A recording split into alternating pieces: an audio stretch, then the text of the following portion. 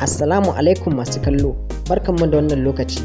Sunana Sani, kuma yau na zo muku da bayani ne akan yadda za ku samu garabasar MB 500 kyauta kuma a kullum akan layin airtel ba tare da kun sha wata wahala ba. Amma kafin mu ci gaba, ku daure ku bada sakan biyu domin danna mana subscribe, sannan ku danna ƙararrawa. Mun gode. To abu na farko wanda za mu yi shine idan akwai Play Store a wayarka sai ka buɗe shi.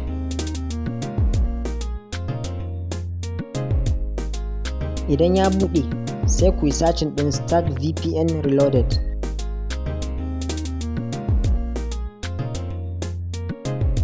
Idan ya buɗe sai ku danna install.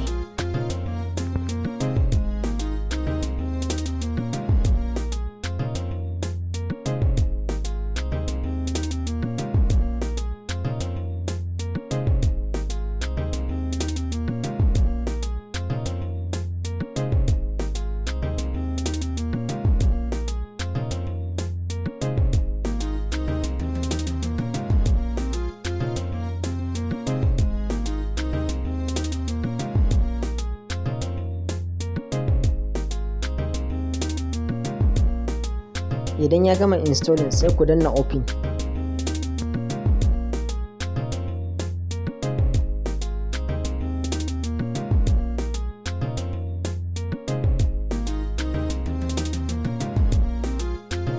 Bayan ya buɗe muku sai ku danna nan inda aka rubuta non or direct, zai buɗe muku settings da yawa. To sai ka zaɓi airtel 500 MB daily.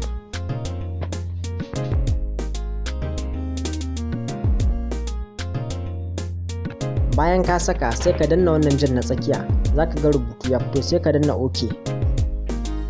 Kana dannawa cikin sakan 5 zai yi connecting. Gashi nan har ya yi. Kar ku damu da wannan talla ce, dama da ya yi connecting za su buɗe ma wannan tallan. To da ya yi connecting shi kenan ka samu MB 500 kuma za ka yi yin browsing ɗin duk abin da kake so. Sannan washe gari ma za ka iya ƙara yi a baka. Jibi ma za ka iya ƙara yi kai kullum. Idan kuma wayar ka babu Play Store ko kuma ka shiga ka duba baka gan shi ba, to ka duba description ɗin wannan bidiyon, na ɗora link ɗin da za ka samu wannan application ɗin. Kawai za ka ɗora email ɗinka ne, ni kuma za a turo min sako sai in turo ma wannan application ɗin, sai ka yi installing kai ma ka fara morewa.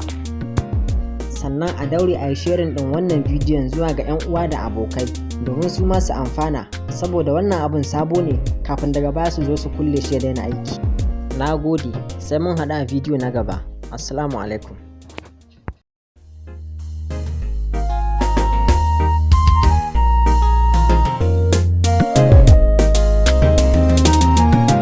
So amanar zuciya inda ana cikin alkawarin ƙauna.